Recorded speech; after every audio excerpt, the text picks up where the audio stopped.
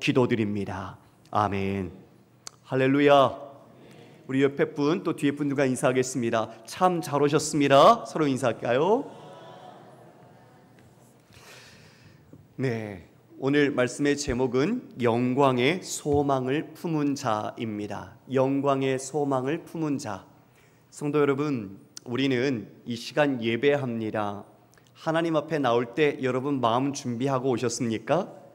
예, 우리가 겉모습은 단장하게 우리가 갖고 왔지만 우리의 마음은 하나님 앞에 어떠한 모습으로 갖고 오셨는지 지금 이 시간이라도 돌아보며 하나님께 우리의 마음을 드리기를 간절히 원합니다.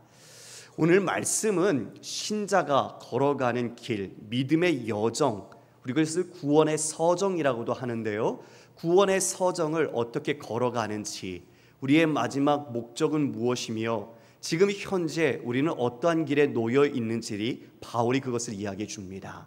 우리가 예수 믿음이 어떤 것인지 오늘 말씀 속에서 다시 한번 확인하고 여러분의 삶의 현재의 어려움과 여러 가지 그 길이 어떤 길에 하나님의 뜻 가운데 있는지를 다시 한번 발견하는 그런 은혜가 있기를 주님의 이름으로 축원합니다.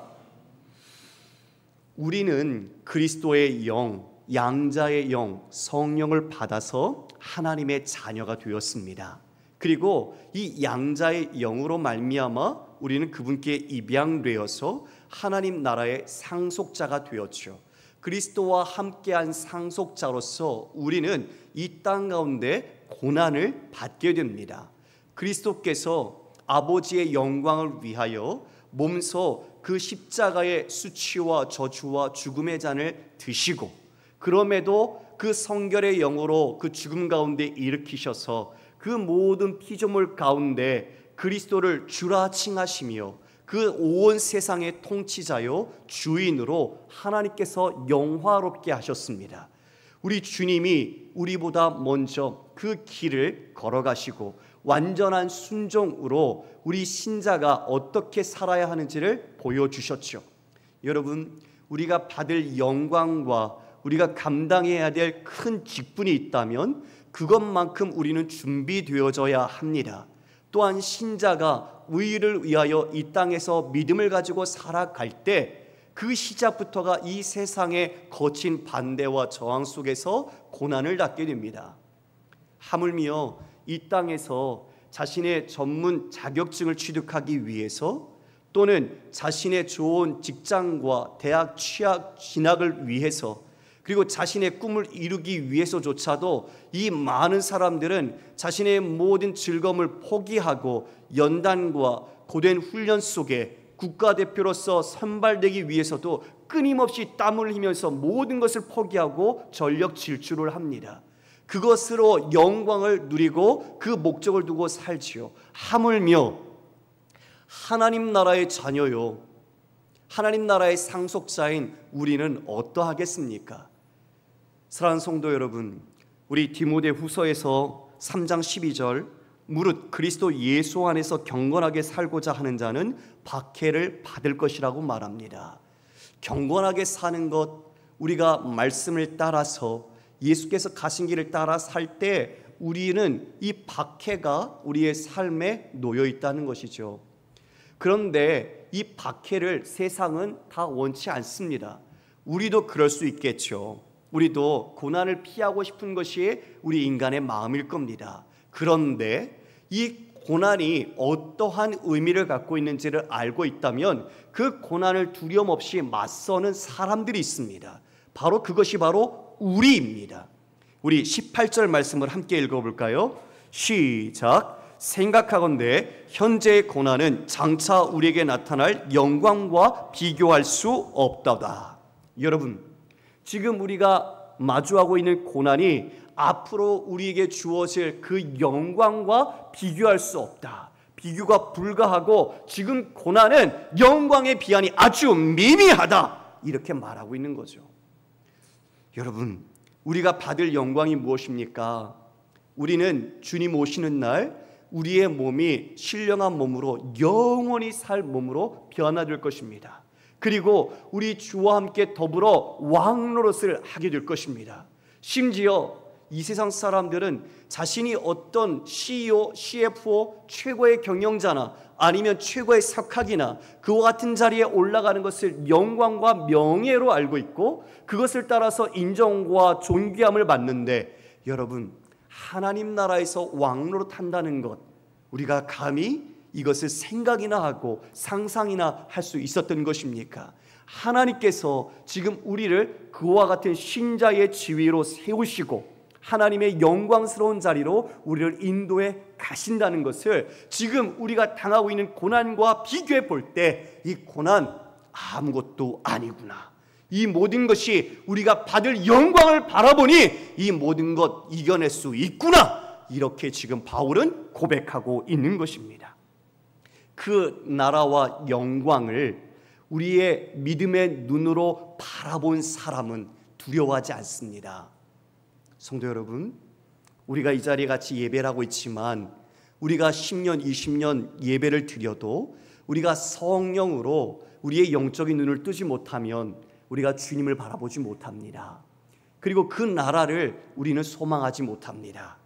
여전히 이 땅의 나라를 소망하고 보이는 것을 소망하고 우리는 이 땅에서 우리의 목적을 이루려고 살아가게 되죠. 그래서 성령께서 우리에게 임하신 것은 너무나 중요한 그리고 가장 귀한 선물인 것입니다. 성령이 아니고서는 우리의 믿음의 눈을 뜰 수 없기 때문이죠. 세상의 걱정에 매몰되어 있습니다. 맨날 돈 걱정하고 맨날 내가 삶에 어떻게 살아야 할지, 먹을 것 입을 것 걱정합니다. 내가 무엇을 입어야 하는데 이것 때문에 걱정하고 내 삶의 필요 때문에 맨날 걱정합니다. 성령으로 하나님 나라를 보지 못하고 하나님의 뜻과 영광을 보지 못하니 이 세상의 모든 생각이 내 마음을 사로잡습니다. 우리의 마음은 어떤 영에 사로잡혀 있습니까? 정말 우리는 그 성령을 통해 믿음의 눈으로 하나님 나라를 바라보고 계십니까? 그 영광스러운 하나님께서 주시는 그 자리를 우리는 기대하고 있습니까? 우리가 분명히 지금 당하고 있는 신자로서 성령을 통하여 우리는 통치받고 다스림받고 있습니다. 그 가운데 고난을 당하지만 그 고난이 우리가 받을 영광과는 좋게 비교할 수도 없다는 것을 여러분 분명히 마음속에 새기기를 간절히 소망합니다. 19절에서 22절 말씀을 보겠습니다. 피조물이 고대하는 바는 하나님의 아들들이 나타나는 것이니 피조물이 허무한 데 굴복하는 것은 자기 뜻이 아니요 오직 굴복하게 하신 이로 말미암음이라. 그 바라는 것은 피조물도 썩어짐의 종노릇한 데서 해방되어 하나님의 자녀들의 영광의 자유에 이르는 것이니라. 피조물이 다 이제까지 함께 탄식하며 함께 고통을 겪고 있는 것을 우리가 아느니라. 우리가 현재 고난을 당하고 있지요. 그런데 피조물도 탄식하고 있다고 말합니다. 하나님께서 천지를 창조하시고 보시고 쉼이 좋았더라 말했던 이 피조 세계가 지금 허무한 데 굴복하고 썩어짐의 종노릇하고 있다고 말합니다. 바로 그것이 우리 아담의 범죄함으로 인한 것입니다. 인간의 죄가 피조 세계에 들어오게 되었고 하나님께서 창세기 3장에 이 땅을 향하여 저주하셨습니다.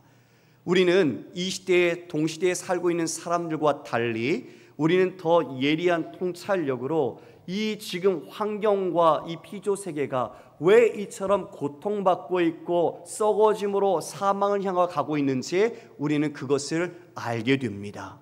그것이 인간의 죄악이기 때문입니다. 아담과 우리가 타락하고 범죄하여 우리로 인하여 이 온 피조 세계가 신음합니다. 성도 여러분, 엘니뇨가 일어나고 지진이 발생하고 빙하가 녹기 시작하고 그리고 각종 환경 오염이 생깁니다. 여러분, 이 모든 것들이 이 허무한 데 굴복해 하시는 하나님의 뜻을 따라서 인간의 죄 때문에 이와 같이 이 피조 세계가 고통 가운데 있는 것이죠. 우리는 이 마땅한 책임을 가지고 있는 성도로서 우리는 환경을 보호하고 우리는 이 모든 삶에서 모든 것들을 이 나라와 민족과 열방에 있는 피조 세계의 보존을 위해서 힘써야 합니다. 여러분이 할 수 있는 한 오염물질을 정말 배출하지 않도록 여러분들이 잘 관리하시고 우리가 이 땅을 잘 가꾸고 그리고 이것을 후손에게 물려줄 수 있도록 힘써야 할 것입니다. 이처럼 피조 세계가 신음하고 있지만 그 신음으로 끝나지 않습니다. 소망이 있습니다. 그 소망은 하나님의 아들들이 나타나는 겁니다. 여러분, 왜 하나님의 아들들이 나타나기를 바라고 있을까요? 그것은 곧 주님이 오시는 날이기 때문이죠. 주님이 오실 때 바로 우리 모두가 그 영광스러운 자유를 누리는데 그들 또한 함께 참여하고 싶은 거죠. 지금은 부패하고 지금은 타락해 가고 있는 그 상황에 새롭게 임할 새하늘과 새 땅을 바라고 있는 것입니다. 지금 예전의 에덴의 회복이 아니라 더 완전한 새하늘과 새 땅을 그들은 고대하면서 바로 주 예수께서 다시 오시기를 함께 고대한다 말하고 있습니다. 우리도 그 가운데 있습니다. 예외가 아닙니다. 그래서 23절에 이렇게 말씀합니다. 그뿐 아니라 또한 우리 곧 성령의 처음 익은 열매를 받은 우리까지도 속으로 탄식하여 양자 될 것 곧 우리 몸의 속량을 기다리느니라. 그 피조 세계뿐만 아니라 우리도 지금 이와 같이 어려움을 당하고 있다는 것이죠. 양자의 영 구속을 기다리고 있다고 합니다. 성도 여러분, 이미 우리에게는 양자의 영이 성령께서 임하셔서 하나님의 자녀가 되었습니다. 그런데 아직 우리의 몸은, 육신은 썩어질 몸을 그대로 갖고 있죠. 그래서 예수님 다시 오시는 날 우리의 몸이 새롭게 변화되어야 합니다. 바로 구속을 받는 완성의 날을 기다리고 있는 거죠. 이미 하나님의 영의 통치를 받는 하나님의 상속자요 자녀가 되었지만 아직 이루어야 할 마지막 주님의 재림과 그 마지막 날을 소망하며 살고 있는 두 시점, 구원의 두 시제 사이에서 우리는 살아가고 있는 것입니다. 이것을 신학자 오스카 쿨만은 그의 저서 그리스도와 시간 크리스투스 und die Zeit에서 이와 같이 설명합니다. 자막을 보시겠습니다. 우리가 2차 세계대전 때 노르만디 상륙작전을 이 오스카 쿨만은 예를 들어서 설명합니다. 그 노르만디 상륙작전은 2차 세계대전의 모든 승패를 결정하는 운명의 날이었죠. 바로 그날을 D-Day라고 말합니다. Decision Day입니다. 결정의 날이죠.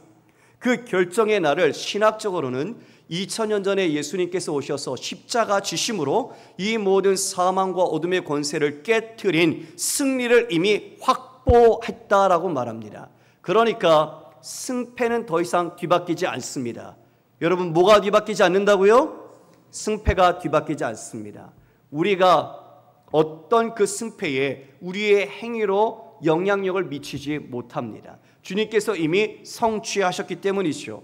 그러나 주님 다시 오시는 그날 바로 V-Day, V-Day죠. Victory Day, 승리의 날입니다.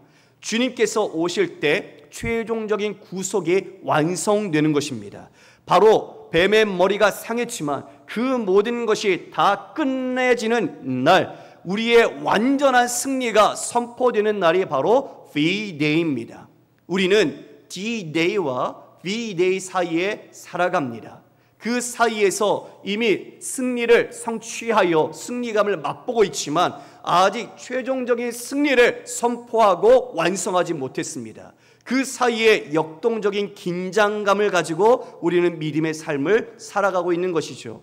그래서 구원받았다고 이제 함부로 내 마음대로 살 수 있는 것이 아니라 이미 받은 구원이 있지만 두렵고 떨림으로써 완성될 구원을 위하여 우리는 믿음의 길을 살아가는 것입니다. 이것이 신자가 지금 이미와 아직 사이, already not yet 사이에서 살아가고 있는 현실의 실존입니다. 성령께서 이미 우리 안에 내주하셔서 성령의 통제와 주님의 영의 다스림을 받지만 우리의 이 썩을 몸 때문에 우리는 여전히 죄의 유혹과 시험 속에서 넘어지고 상처와 욕망과 정욕에 아파합니다. 우리는 그처럼 아직 불안정한 몸이지만 이제는 주님께서 다시 오실 그날을 소망하며 이미 우리에게 주신 성령을 의지함으로 그 날을 바라보고 소망 가운데 살아가는 것이죠. 우리 안에 이미 주님의 부활의 영, 부활의 생명이 우리 안에서 역사하고 있음을 믿으시길 바랍니다. 24절, 25절 우리가 한 목소리로 읽어볼까요? 시작. 우리가 소망으로 구원을 얻었음에 보이는 소망이 소망이 아니니 보는 것을 누가 바라리요? 만일 우리가 보지 못하는 것을 바라면 참음으로 기다릴지니라. 우리가 소망으로 구원을 얻었다고 말합니다. 여러분, 소망으로 마지막 날을 바라보고 기대하고 있습니다. 그것은 보이지 않습니다. 그런데 우리는 혹시 보이는 세상 속에 우리의 소망을 두고 살고 있지 않습니까? 믿는 믿음을 가지고 있다고 말하지만 내 이 믿음이 이 세상 가운데서 원하는 성취로 그 수단으로서 작용되기를 우리는 보고 있지 않습니까? 여러분, 주께서는 그것을 위하여 십자가 지시지 않으셨습니다.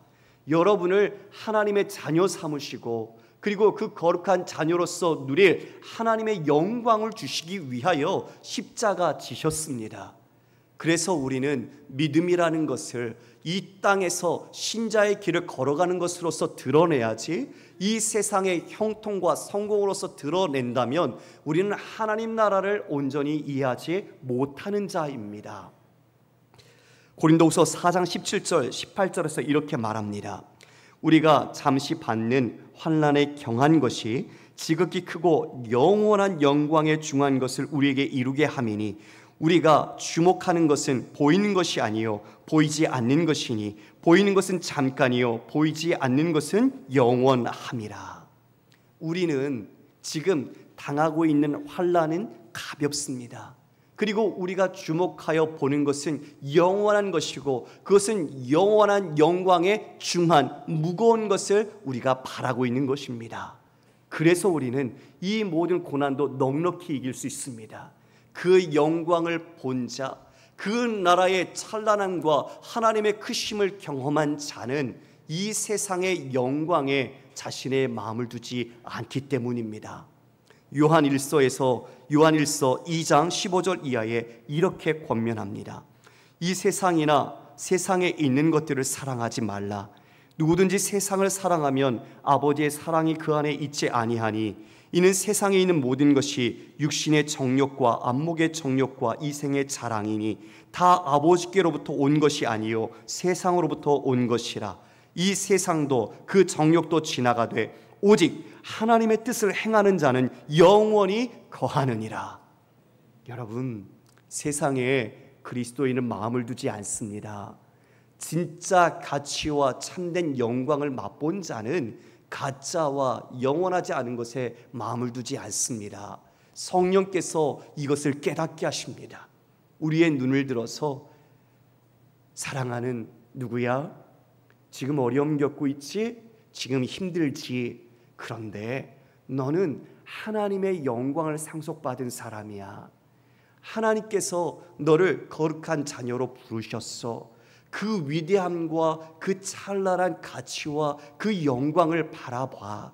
지금 있는 것에 우리의 마음을 두고 우리가 만져지는 것에 우리가 붙잡을 수 있는 것에 우리의 소망을 두지 말고 그 나라를 소망하며 믿음으로 달려가라. 성령께서는 늘 흔들리는 우리에게도 그와 같이 하나님의 마음으로 붙들어 주시고 하나님의 말씀으로 권면해 주시고 그 길을 함께 가도록 우리를 도우시고 계시는 것이죠. 성도 여러분, 우리는 지금 편안하게 앉아서 예배합니다. 그 누구 하나 예배드린다고 우리의 목덜미를 붙잡고 끄집어내서 우리를 감옥에 가두지 않습니다. 그러나 지금 예배드리는 이 시간에도 저 북녘에 있는 지하 교회 성도들과 그리고 수많은 아랍과 그 모든 곳에서 종교 예수 그리스도를 믿음으로 말미암아 핍박과 생명의 위협을 당하는 분들이 있습니다. 그들은 목숨을 걸고 신앙을 지킵니다. 왜요? 무엇을 보았기 때문에요? 무엇을 소망하기 때문에요? 왜 편안하게 살 수 있는 그 자리를 다 내려놓고 조금만 믿음 버리면 생명의 위협 없이 편안하게 배부르고 따뜻하게 살 수 있는데 왜 그 모든 세상의 영화와 가진 것들을 다 버리고 왜 믿음을 지키면서 자신의 생명과 자녀와 그 모든 가족의 위협을 당하면서 왜 믿음의 길을 갈까요? 왜 그럴까요? 그들은 진짜를 봤기 때문입니다. 진짜 주님을 만났기 때문입니다. 진짜 하나님 나라를 보았기 때문입니다. 성령께서 진정한 그 하나님의 그 크신 사랑과 그 은혜 속에서 내 자신이 어떠한 존재인지를 발견하고 그 사명을 따라 내 목숨도 아낌없이 바치겠다는 그 믿음의 고백을 따라 그들은 그곳에서 지금도 이름 없이 빛도 없이 하나님을 위하여 순종하고 있는 것입니다. 성도 여러분, 북녘에 있는 지하교회 성도들은 우리처럼 목소리 높여서 찬송 못합니다. 우리처럼 나와서 큰 목소리로 마이크 대고 기도하지 못합니다. 그러나 그들은 비록 숨죽여 작은 소리로 하나님 앞에 기도하고 찬송할지라도 하나님은 들으십니다. 진짜 믿음이 뭘까요? 진짜 예수의 십자가가 뭘까요? 진짜 성령을 받은 것이 뭘까요? 무엇을 바랄까요? 무엇을 소망하는 걸까요? 여러분, 여러분에게 물으십시오. 내가 성령을 받은 자로서 진정한 믿음의 눈을 뜨고 하나님 나라를 소망하며 내 모든 삶을 주와 함께 걸어가고 있는가 물으시길 바랍니다. 만약 그 물음에 아직도 연약하다면 성령을 구하십시오. 성령님을 찾으십시오. 성령을 부어달라고 기도하십시오. 주님께서 여러분에게 반드시 그와 같이 응답해 주실 것입니다. 바리새인들, 종교 지도자들은요, 본다고 했습니다. 그런데 그들은 정말 보지 못하는 자였죠. 하나님 나라의 영광은 이야기하면서 그것으로 자신의 영광과 자신의 이익을 취했습니다. 그들은 영적 소경이었습니다. 그러면 여러분, 우리가 보이지 않는 것을 소망한다면 우리가 이것을 어떻게 해나갈 수 있을까요? 우리에게 필요한 것이 무엇일까요? 25절에서 우리가 보지 못하는 것을 바라면 참음으로 기다리라고 말합니다. 무엇으로 기다리라고요? 참음으로 기다리라고. 다시요, 무엇으로 기다리라고요? 맞습니다. 참음으로, 인내로, 오래 참음으로 그것을 기다리라고 말하고 있습니다. 아까 말씀드린 이미와 아직 사이에, D-Day와 B-Day 사이에서 우리는 소망으로 바라보고 있는 거죠. 그 소망은 눈에 보이지 않지만 하나님 안에서 반드시 이루어질 소망입니다. 그래서 우리는 믿음의 눈으로 그것을 바라볼 때 인내가 필요합니다. 성령의 9가지 열매 중에 한 가지가 오래 참음입니다. 성도의 특징 중에 하나가 바로 인내입니다. 그래서 계시록에서 14장 12절에 이렇게 말씀합니다. 우리 함께 읽어볼까요? 계시록 14장 12절 말씀입니다. 자막이 다른 게 나왔네요. 제가 읽겠습니다. 성도들의 인내가 여기 있나니 그들은 하나님의 계명과 예수에 대한 믿음을 지키는 자니라. 성도들의 인내가 무엇입니까?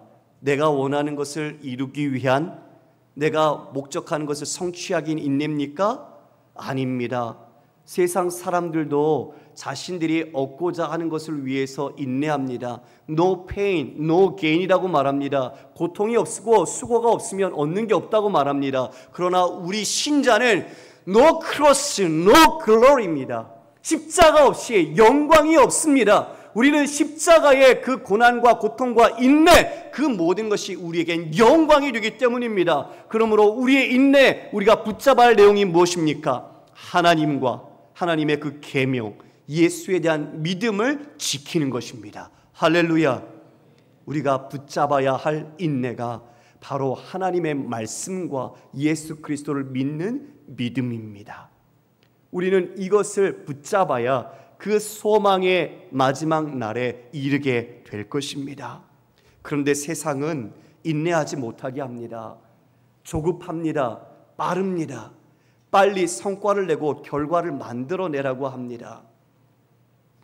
치열한 성공과 경쟁의 프레임 속에 우리를 몰아넣어서 다른 사람들이 살아가는 방식, 그 넓은 길 속에서 우리가 이기라고 우리를 유혹합니다.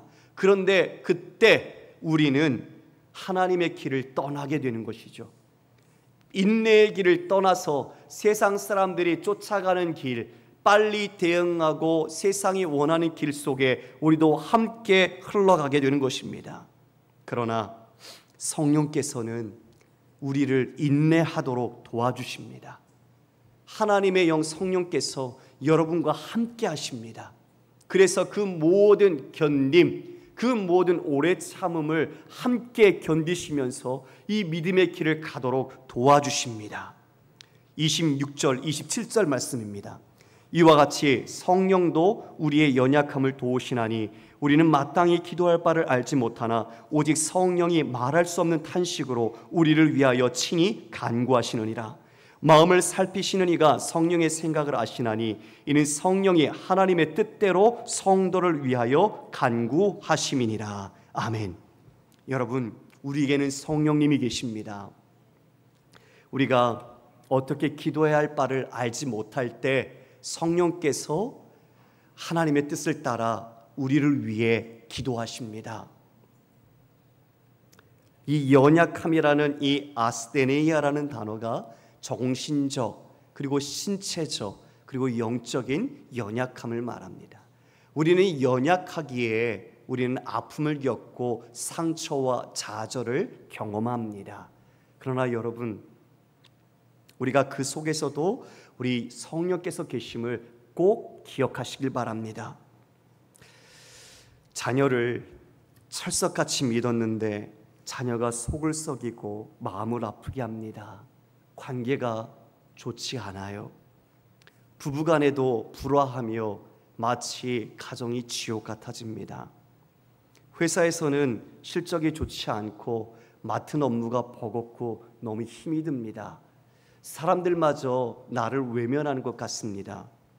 갑작스런 사고가 가정에 생겼는데 이것을 어떻게 해야 할지 모르겠습니다. 경기는 점점 어려워지고 이번 달 사업의 경영 실적도 좋지 않습니다. 버텨야 하는데 방법을 모르겠습니다. 건강검진을 받았는데 의사가 자신에게 생명의 위협을 이야기합니다. 전혀 생각 못했던 일들이 몰아닥쳤습니다. 우리는 이런 상황 속에 마주할 때 마음이 답답하고 어떻게 기도해야 될지 숨 쉬는 것조차도 버거울 때가 있습니다. 마치 목마른 사슴이 시냇물을 찾기에 갈급한 것처럼 우리 또한 영적인 깊은 어두운 밤을 만나서 하나님 앞에 나왔는데 내 입술에서 기도할 힘이 없습니다. 눈물도 나오지 않습니다. 그러나 기억하십시오. 우리가 주님 앞에 엎드릴 때 성령께서는 바로 우리의 모든 고통을 함께 겪으시면서 하나님의 뜻을 따라서 기도하십니다. 그 기도를 주님은 주의 뜻대로, 성령께서는 하나님의 뜻대로 기도하신다고 합니다. 내가 원하는 것을 기도하는 게 아닙니다. 그것이 우리에게는 은혜입니다. 여러분, 만약 내가 원하는 대로 기도 응답이 되었다면 이 자리에 남아있으실 분 거의 없을 겁니다. 관계가 조금만 안 좋고 서로가 미움이 생기면 저 사람 치워주세요. 하나님 복수해 주세요. 다 마음의 칼날로 다 베어서 이 자리에 남아있을 사람이 별로 없을 겁니다. 하나님의 뜻대로 기도하시고 그 이루어짐이 우리에게는 은혜인 것입니다. 부모는 자녀 표정만 봐도 압니다. 하물며 하나님 아버지, 그분은 어떠시겠습니까? 여러분이 아무 말 하지 못하고 너무 힘에 겨워서 아버지 아시죠? 나를 불쌍히 여겨주세요. 이 한마디의 기도도 주님은 여러분의 마음을 헤아리시고 여러분을 아십니다. 그러므로 여러분 두려워하지 마십시오. 하나님을 온전히 신뢰하시고 성령께서 여러분을 위하여 기도하신다는 것을 굳건히 믿을 때 우리는 다시 일어설 수 있는 믿음의 용기를 갖게 될 것입니다. 28절에는 우리가 알거니와 하나님을 사랑하는 자 곧 그의 뜻대로 부르심을 입은 자들에게는 모든 것이 합력하여 선을 이룬다고 말합니다. 여러분, 하나님을 사랑하는 자는 그의 뜻대로 부르심을 입은 자라고 말합니다. 그러니까 그의 뜻대로 부르신 모든 자는 하나님의 사랑을 받는 사람입니다. 여러분, 그 모든 일들이 합력하여 선을 이루는데 이 선이란 하나님의 선입니다. 하나님의 뜻, 계획, 목적이 이루어지는 겁니다. 세상적인 좋은 결과가 이루어지는 것이 아니라 바로 우리를 통해 그리스도의 형상을 본받고 하나님 나라의 영광을 누리도록 하나님께서 우리의 모든 일에 하나님이 간섭하시고 주권적으로 목적 가운데 일하신다는 것입니다. 그래서 여러분들이 실패하고 절망하는 일, 기뻐하고 감사하는 일, 그 모든 것들이 바로 하나님이 합해서 하나님의 선을 이루십니다. 하나님의 영광의 길로 우리를 이끌어 주시고 우리를 더욱 믿음의 사람으로 굳건히 세워주시고 그리고 우리를 통해서 그 나라를 소망하도록 힘있게 나가도록 우리를 붙잡아 주시는 것입니다. 우리는 이것을 믿음으로 고백해야 합니다. 우리가 지나온 뒤안길을 돌아보면 모든 것을 다 이해할 수는 없지만 징검다리 같았던 굵직굵직한 일들을 이어보면 지금의 나를 만드신 하나님의 손길을 느끼게 됩니다. 맞아, 그때 나를 하나님이 내 뜻대로 하셨다면 나는 이 자리에 못 있었을 거야. 내가 알 수 없었지만 그 아픔과 눈물을 통해 지금 하나님은 내게 믿음을 주셨고 하나님을 만나게 하셨고 하나님을 알게 하셨고 그 하나님 나라를 소망하고 그 영광을 누리는 자녀로 삼아주셨지. 우리는 그것을 고백하게 되죠. 우리는 주위에서 갑작스런 불의의 사고와 재앙으로 인해서 큰 아픔을 당한 분들을 보게 됩니다. 그런데 참 놀라운 신비는 그와 같은 그 어려움 속에서도 그분들은 하나님을 향한 감사를 고백하더라는 것이지요. 우리가 알고 있는 송명희 시인의 나라는 그 가사는 다른 사람이 있는 것 나 없지만 주님께서 내게 특별한 다른 사람이 없는 것을 내게 주셨다는 고백을 하지요. 정말 우리는 그 고난이 아니면 그 깨달음을 가질 수 없고 그 은혜를 누릴 수가 없습니다. 강영구 박사의 모습 속에서도 그 불의의 사고로 눈을 잃었지만 하나님은 그 모든 삶을 통해 하나님의 거룩한 뜻을 이루어가지 않으셨습니까? 우리가 그렇습니다. 지금 겪고 있는 고난을 우리는 앞으로에 있을 그 장차 영원하고 중요한 것을 이루시는 영광을 바라보며 우리는 이것을 믿음으로 그 부르심의 목적을 따라 이겨내야 하는 것입니다. 할렐루야. 그래서 여러분, 고난을 여러분의 부르심 안에서 다시 한번 하나님의 선을 이루신 뜻이 있다는 것을 기억하시고 믿음으로 이겨내십시오. 바울은요, 우리가 가야 할 신자의 길을 마지막 두 구절에서 확신 있게 전하고 있습니다. 우리 마지막 29절 30절 말씀을 읽어볼까요? 시작. 하나님이 미리 아신 자들을 또한 그 아들의 형상을 본받게 하기 위하여 미리 정하셨으니 이는 그로 많은 형제 중에서 맏아들이 되게 하려 하심이니라. 또 미리 정하신 그들을 또한 부르시고 부르신 그들을 또한 의롭다 하시고 의롭다 하신 그들을 또한 영화롭게 하셨느니라. 아멘. 하나님께서 우리를 부르셨다고 말합니다. 미리 아신 자들을 그 아들의 형상을 본받기 위하여 미리 정하셨다고 말합니다. 여러분, 이게 하나님의 목적입니다. 여러분을 하나님의 아들의 형상을 본받기 위하여 그리스도의 장성한 분량의 충만에 이르기까지 하기 위하여 하나님의 공동 상속자로서 예수 그리스도의 구원에 참여하기 위하여 우리를 그와 같이 부르셨다는 것입니다. 미리 아시고 미리 정하시고 미리 부르셔서 그와 같이 우리를 의롭다 하시고 우리를 영화롭게 하셨다. 이것이 우리가 걸어갈 구원의 서정, 믿음의 길입니다. 여러분, 이 모든 것이 과거형으로 기록되어 있습니다.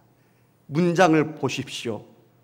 이 하셨다, 이미 과거로 기록되어 있습니다. 하나님은 시간에 장애를 받지 않습니다. 초월하시는 분입니다. 하나님의 의지와 열심으로 이 모든 것을 이미 이루셨다는 것이죠. 그러니까 내가 아니라 하나님의 작정 속에서 이 모든 신자의 부르심을 통하여 하나님은 그 영화의 자리까지 내가 반드시 이끌고 간다, 내가 너희와 함께한다, 이것을 성취하고 말 것이라는 것을 바울은 확신 속에서 우리에게 이와 같이 권면하며 말하고 있는 것입니다. 성도 여러분, 이 실로 얼마나 큰 은혜입니까? 내 모습을 보면 여전히 연약하고 초라하기 짝이 없지만 하나님은 그를 영화롭게 만드는 그 자리까지 바로 여러분을 인도하십니다. 우리가 여기서 알아야 할 것은 여기에 미리 안다, 미리 정했다라는 것은 기계적인 운명론을 말하는 게 아닙니다. 하나님께서 누가 나를 믿을지 알고 이미 그를 선택하여 이끄심이 아닙니다. 이것은 예정이지 이것은 결정이 아닙니다. 그래서 우리는 분명히 이 모든 것을 합력하셔서 이 부르심의 과정을 통하여 마지막 영화까지 우리를 인도하시는 그 선하신 하나님을 보게 되는 것이죠. 이 모든 것이 predestination이지 predetermination이 아니라는 겁니다. 이미 결정된 대로 기계적으로 우리를 끌고 가고 우리를 아셔서 결정하신 것이 아니라 하나님이 이와 같은 미리 우리를 아시고 그리고 정하시고 부르시고 의롭게 하시고 영어롭게 하시는 이 모든 과정의 범위를 목적을 가지고 확신 있게 이끌고 가겠다라는 주님의 그 의지를 천명해 주신 것입니다. 성도 여러분, 그러므로 우리는 이 영광스러운 구원의 소망을 가진 자로서 지금 비록 고난이 있을지라도 장차 나타날 그 영광과 그 소망과 그 크신 하나님의 은혜를 붙잡고 여러분의 모든 삶에 믿음으로 뚜벅뚜벅 주님과 함께 힘있게 믿음의 승리를 이루어가는 십자가의 정병이 되시기를 주님의 이름으로 축원합니다.